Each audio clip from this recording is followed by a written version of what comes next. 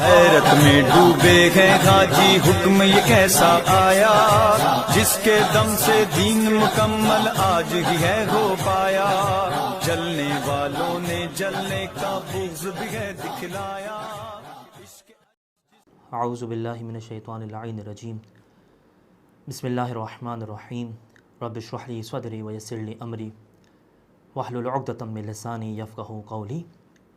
الحمدللہ رب العالمین، الصلاۃ والسلام علی اشرف الانبیاء والمرسلین، خاتم النبیین ابی القاسم محمد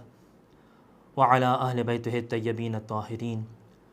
ولعنۃ الدائمۃ علی اعدائہم من یوم عداوتہم الی قیام یوم الدین۔ اما بعد،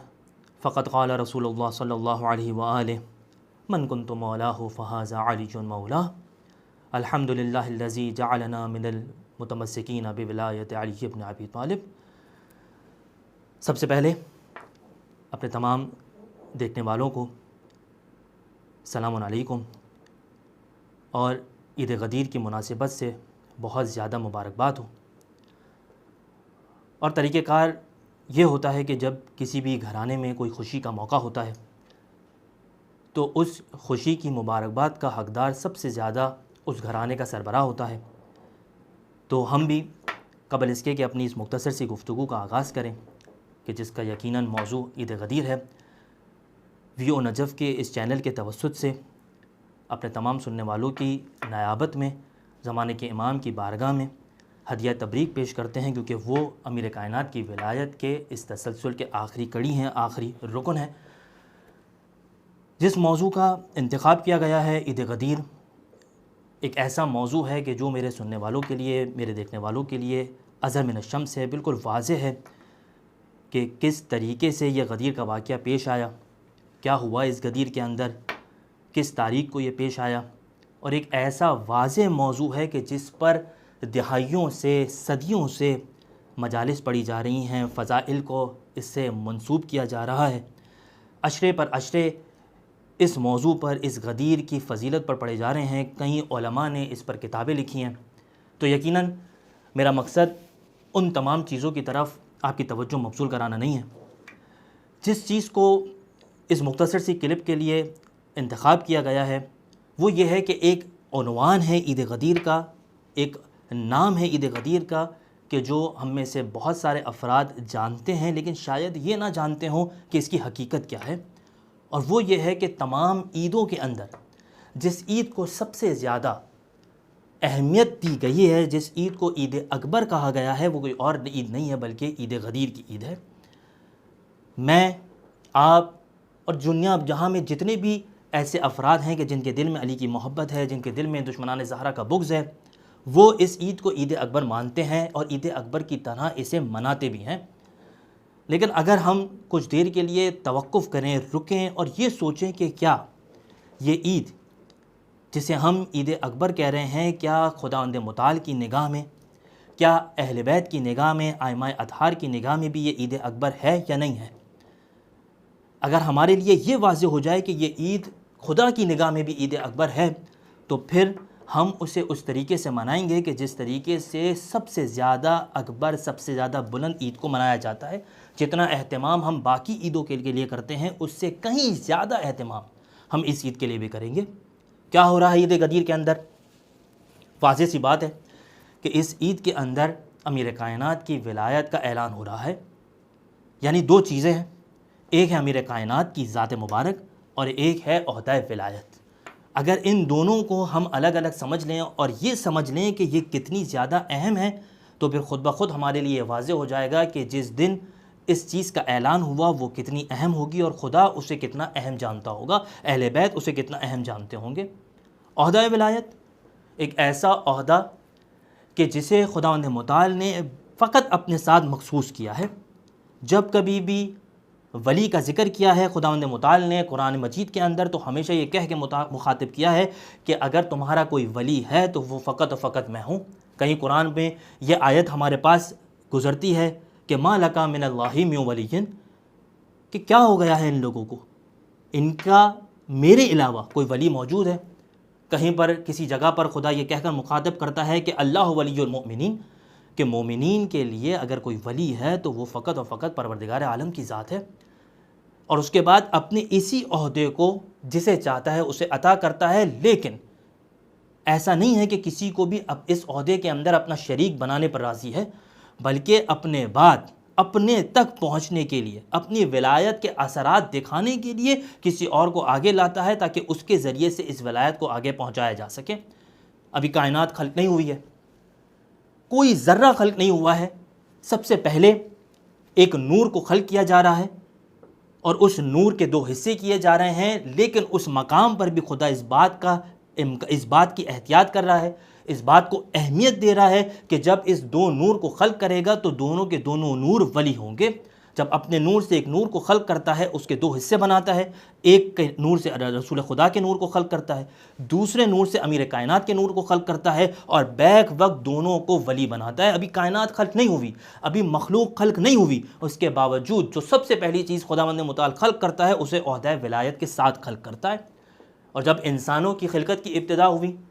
تو اس کے اندر بھی ہمیں یہ طریقہ کار خداوند متعال کا نظر آتا ہے کہ ابھی سب سے پہلا انسان خلق ہونا ہے، لیکن اسے بھی اس طریقے سے خلق کرتا ہے کہ فرشتوں کو یہ بتاتا ہے کہ میں اسے خلیفہ بناؤں گا، اسے نبی بناتا ہے۔ عہدہ ولایت میں سے جو سب سے چھوٹا مقام ہے یعنی کہ نبی بنانا، خداوند متعال اس عہدہ ولایت کے ساتھ حضرت آدم علیہ السلام کو خلق کرتا ہے۔ اور جب اسی سلسلہ نبوت کا سلسلہ آگے بڑھتا ہے تو ہم دیکھتے ہیں کہ ایک نبی آتا ہے جو خداوند متعال کو بہت پسند ہے۔ خداوند متعال اسے اپنے دوست کے نام سے ملقب کرتا ہے، اسے سب سے پہلے اپنا بندہ بناتا ہے، اس کے بعد اسے اپنا نبی بناتا ہے، اس کے بعد اسے رسول بناتا ہے، اس کے بعد اسے اولو العزم کے عہدے پر فائز کرتا ہے، اور سب سے آخر میں جا کر اسے امامت کا عہدہ دیتا ہے۔ یہ سارے کے سارے عہدے ولایت کے عہدے ہیں، کچھ عہدے مختصر ہیں، کم ادنا ہیں، کچھ اعلیٰ ہیں۔ اعلیٰ عہدے کا نام ہے امامت کا عہدہ۔ جب امامت کا عہدہ مل جاتا ہے اب کوئی عہدہ بچا نہیں ہے۔ اس وقت حضرت ابراہیم ایک سوال کرتے ہیں خداوند متعال سے، وَمِن ذُرِّيَّتِي، کیا یہ عہدہ میری ذریت میں بھی چلے گا؟ تو خداوند متعال عہدے کا اہتمام کر کے واضح جواب دے دیتا ہے اپنے دوست کو۔ ابراہیم جو خدا کا دوست ہے، خلیل اللہ ہے، واضح انداز میں خداوند متعال جواب دے رہا ہے، لا ینال عہدی الظالمین، میرا عہدہ ظالمین تک نہیں پہنچ سکتا۔ اتنا اہم عہدہ ہے یہ ولایت کا عہدہ کہ جب قیامت کے میدان میں تمام انسانوں کو ایک آواز دے کر بلایا جائے گا تو اس وقت خدا بہت سارے طریقہ کار کا اختیار کر سکتا تھا، لیکن جس طریقہ کار کو خدا اختیار کرے گا وہ بہت زیادہ منسوب ہے عہدہ ولایت کے ساتھ۔ کیا کرے گا خداوند متعال؟ خداوند متعال کرے گا یہ کہ تمام کے تمام انسانوں کو آواز دے گا، اور قرآن میں اس چیز کی طرف اشارہ کر رہا ہے خدا، یوم ندعو کل اناس بامامہم، کہ خداوند متعال ایک دن ایسا آئے گا کہ بلائے گا۔ کیسے کس کو بلائے گا؟ ہر انسان کو، جتنی بھی خلقت ہے، جس کو بھی اس نے خلق کیا انسانوں میں سے، ان سب کو بلائے گا۔ لیکن بلانے کا طریقہ کار کیا ہوگا؟ ان کو ان کے امام کے ذریعے سے، ان کو ان کے ولی کے ذریعے سے بلائے گا، ولی کو آگے بلائے گا، یہ تمام انسان اس کے پیچھے کھڑے ہوئے ہوں گے۔ اب اگر ولی وہ ہے جسے خدا نے ولی بنایا ہے، جسے عہدہ ولایت پر خدا نے بٹھایا ہے، تو اس کا نتیجہ یہ نکلے گا جہاں جہاں ولی جائے گا یہ انسانوں کی پوری جماعت بھی اس کے پیچھے چلتی جائے گی۔ اور اگر عہدہ ولایت پر آپ نے کسی شخص کو اپنی مرضی سے بٹھایا ہے تو وہ ولی جس جگہ پر چلنا شروع ہوگا، خداوند متعال جماعت کو جو انسانوں کی اس کے پیچھے کھڑی ہوگی اس سے کہے گا کہ اسی شخص کے پیچھے چلنا شروع ہو جاؤ جیسے تم نے ولی بنایا ہے۔ یہ سوال نہیں کرے گا خدا کہ اس انسانوں کی جماعت میں سے کتنے نمازی ہیں، کتنے روزے دار ہیں، کتنے پرہیزگار ہیں، کتنے متقی ہیں۔ کوئی سوال خداوند متعال نہیں کرے گا، صرف ایک سوال کرے گا کہ سب سے پہلے یہ بتاؤ کہ تم نے جسے ولی بنایا تھا وہ ہمارا بھیجا ہوا منتخب نمائندہ تھا یا تم نے اپنی مرضی سے بنایا تھا؟ اتنا امپورٹنٹ ہے یہ عہدہ کہ خداوند متعال تمام تر چیزوں کے اندر اگر فوقیت دے رہا ہے، سب سے پہلی بات کر رہا ہے تو وہ عہدہ ولایت کی بات کر رہا ہے۔ اور دوسری جانب ہمارے پاس ایک شخصیت ہے، امیر کائنات کی شخصیت، اظہر من الشمس ہے، کہ یہ وہ شخصیت ہے کہ جس کے بارے میں ہر طرح کی فضیلت آپ تمام افراد کے ذہنوں میں ہے۔ بلکہ رسول خدا کا ایک جملہ شیخ الصدوق اپنی اعمالی میں ذکر کرتے ہیں، اور وہ جملہ یہ ذکر کرتے ہیں کہ رسول خدا یہ اپنے اصحاب کو بیان کر رہے ہیں کہ علی ابن ابی طالب کے لیے خدا نے اتنی فضائل کو مختص کیا ہے کہ اگر ان کا کوئی شخص شمار کرنا چاہے تو وہ شمار نہیں کر سکتا۔ اور اس کے بعد ایک جملہ کہتے ہیں، اور بڑا امپورٹنٹ جملہ ہے، بڑا اہمیت کا حامل جملہ ہے، اور وہ جملہ کیا ہے؟ وہ جملہ یہ ہے کہ ان فضائل میں سے جو علی کو خداوند متعال نے دیے ہیں، مختص کیا ہے، ان کے علاوہ کسی کو نہیں دیے، ان فضائل میں سے اگر کوئی ایک شخص کسی بھی ایک فضیلت کا ذکر کرتا ہے تو اس کے نتیجے میں، صرف ذکر کرتا ہے تو اس کے نتیجے میں خداوند متعال اس کے تمام گناہوں کو بخش دے گا۔ یہ ہے امیر کائنات کی ذات کہ جس ذات کو یہ اہمیت حاصل ہے کہ اس کے فضائل میں سے ایک فضیلت کا اگر کوئی شخص پڑھ دے گا تو اس کے تمام گناہ معاف ہو جائیں گے۔ یہ وہ شخص ہے، یہ وہ ذات مبارک ہے کہ جس کے نور کو خداوند متعال اپنے نور سے خلق کر رہا ہے۔ جب اسے اس دنیا میں بھیجنا تھا تو خداوند متعال جس گھر کا انتخاب کر رہا ہے وہ کوئی اور نہیں ہے، خداوند متعال کا اپنا گھر ہے۔ جب نام دینے کی باری آتی ہے تو خداوند متعال اپنے ناموں میں سے جو سب سے زیادہ پسندیدہ نام تھا، خداوند متعال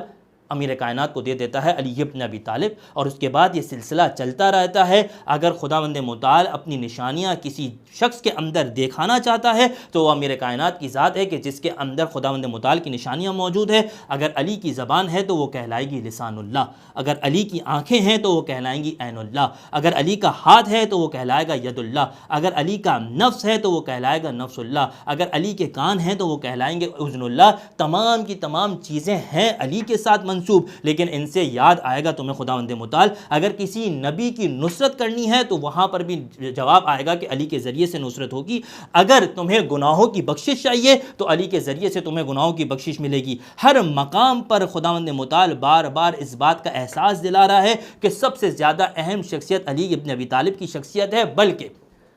حد یہ ہو گئی کہ خداوند متعال یہ کہتا ہوا نظر آتا ہے کہ اگر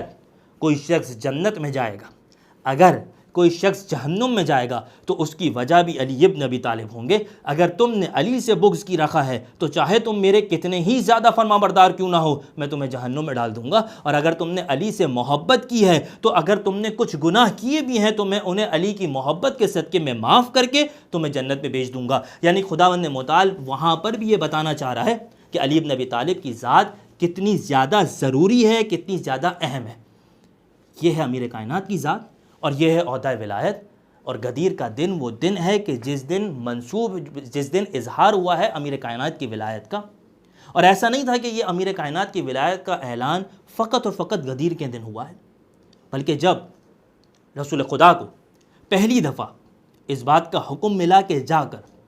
اپنے لوگوں کے درمیان، اپنے قبیلے والوں کے درمیان جاؤ اور جانے کے بعد اعلان کرو کہ تم رسول ہو اور یہ پیغام لے کر آئے ہو، تو خدا فقط یہ بھی کہہ سکتا تھا کہ جا کر ان کے درمیان اعلان وحدانیت کرو کہ تمہارا پروردگار ایک ہے۔ لیکن وہاں پر خدا حکم دے رہا ہے کہ جب وحدانیت کا اعلان کرنا تو ساتھ ہی ساتھ یہ بھی بتا دینا کہ میں اللہ کا رسول ہوں، کیونکہ میری وحدانیت کا اعلان تمہاری رسالت کے بغیر کسی کام کا نہیں ہے۔ اور وہیں پر اس بات کا بھی حکم دے رہا ہے کہ دیکھو جیسے ہی رسالت کا تم اعلان کرو گے اس کے فوراً بعد یہ بھی اعلان کر دینا کہ یہ علی ابن ابی طالب میرا ولی ہوگا۔ ایسا نہ ہو کہ رسالت کا اعلان ہو جائے اور ولایت کا اعلان نہ ہو۔ ہر مقام پر، ہر موقع پر، ہر جگہ پر جب جہاں رسول خدا کو مناسب لگا رسول خدا نے اس ولایت کے اعلان کا تکرار کیا، حتیٰ کہ رسول خدا یہ کہتے ہوئے نظر آتے ہیں کہ جتنی دفعہ حضرت جبرائیل علیہ السلام میرے پاس آئے ہیں تو انہوں نے پیغام دیا خدا کا، کوئی بات بتائی، کوئی بھی چیز بتائی، کوئی غیب کا علم دیا، کوئی بھی کام اگر جبرائیل آ رہے ہیں کسی کام سے تو ہر مرتبہ جبرائیل نے ایک مشترکہ کام کیا ہے۔ اور وہ مشترکہ کام کیا ہے؟ وہ مشترکہ کام یہ ہے کہ جبرائیل یہ بتاتے ہوئے نظر آتے ہیں کہ خدا تاکید کر رہا ہے کہ آپ اعلان کریں علی کی ولایت کا اور مصائب حسین کا۔ جب جبرائیل آ رہے ہیں رسول خدا کو کہہ رہے ہیں کہ خداوند متعال ان دو امر پر تاکید کر رہا ہے۔ اور پھر وہ وقت آتا ہے کہ جب اللہ کے رسول کو یہ خبر دی جاتی ہے کہ عنقریب خداوند متعال آپ کو اس دنیا سے اپنے پاس بلا لے گا۔ اور جب یہ خبر دی جاتی ہے تو اس کے کچھ عرصے بعد حج کا موقع آتا ہے، آخری سفر ہے، رسول خدا کو معلوم ہے، آخری مرحلہ ہے، رسول خدا کو معلوم ہے، اس کے بعد حج نہیں ہوگا، اس کے بعد اتنا بڑا اجتماع نہیں ہوگا، یہ تمام چیزیں رسول خدا کو معلوم ہے۔ اور وہیں پر خدا ایک مرتبہ حکم دیتا ہے کہ اے اللہ، اے حبیب، اے رسول، یہ ولایت کا اعلان اب تم نے یہاں پر کرنا ہے۔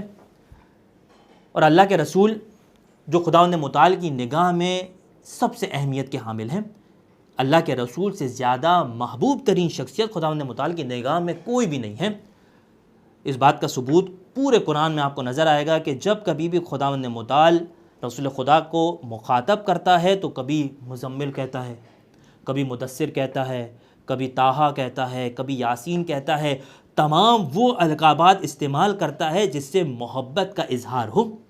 لیکن جب علی بن ابی طالب کی ولایت کی بات آئی تو خدا نے ہر لقب کو چھوڑ دیا، اپنی رسول خدا سے محبت کو ایک مرتبہ درکنار کیا، سائٹ پر رکھا، اور اس کے بعد جس کام کے لیے اس دنیا میں بھیجا گیا تھا وہ تھا رسالت، وہ تھا پیغمبری، وہ تھا میرا میسج ان لوگوں تک پہنچا دینا۔ اس مرتبے کو، اس رتبے کو کہتے ہیں رسول۔ اسی لفظ کے ذریعے سے رسول کو مخاطب کیا گیا، اے رسول